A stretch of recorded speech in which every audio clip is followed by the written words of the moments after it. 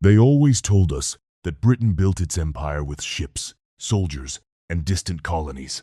And yes, there were cannons, red uniforms, and naval battles. But that's not the full story.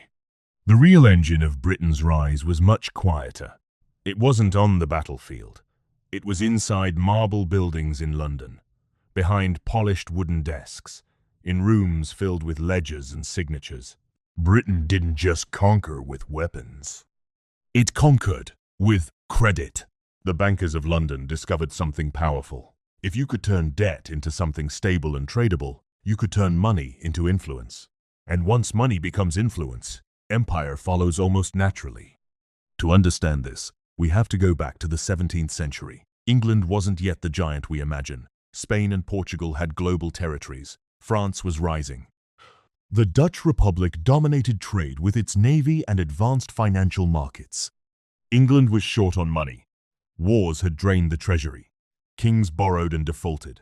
By the late 1600s, England's credit was weak. And without credit, you couldn't build a navy or sustain an army. Then, in 1694, everything changed. The Bank of England was created. Wealthy investors lent money to the government to finance war. In return, they received bonds paying steady interest. A central bank managed the system, issuing notes, holding deposits, and guaranteeing repayment. But beneath that administrative step was a revolution. Debt became institutionalized. Royal promises turned into standardized, tradable securities. For the first time, the state could borrow reliably, at lower rates, and on a massive scale. This became Britain's hidden weapon. With stable public credit, Britain could fund wars long after rivals went bankrupt. War became not only a clash of armies, but a contest of balance sheets. During the War of the Spanish Succession, Britain maintained armies and fleets for over a decade, not because it was richer than France, but because it could finance the fight through steady loans backed by institutional trust. Confidence lowered borrowing costs. Default destroyed them. By the 7 Years' War, Britain raised over £100 million to fund campaigns across continents. France, though larger, struggled financially. The war pushed it toward crisis. Britain emerged stronger. At home, an investor class grew wealthy from steady interest payments. War was not only patriotic, it was financially structured. Trade reinforced the system.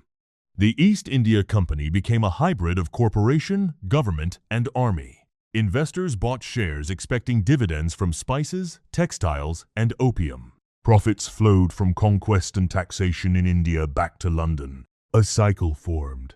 Borrow to fight wars. Win wars to expand trade. Use trade revenues to repay debt. Repayment increases trust. Trust enables more borrowing. Credit, commerce, conquest.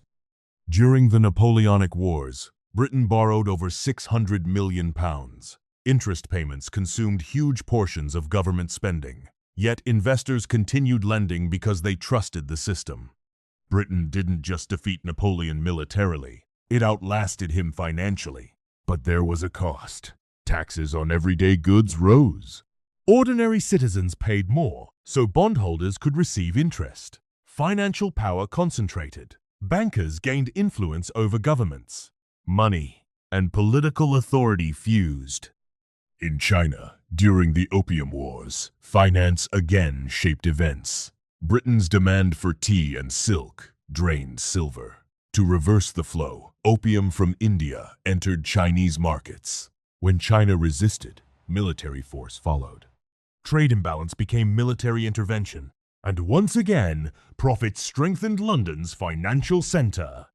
By the mid-19th century, London financed railways in Argentina, mines in South Africa, and plantations across the empire. Sterling became the preferred currency for global trade. Empire operated through contracts as much as through cannons. The gold standard projected stability. A fixed link to gold reinforced trust.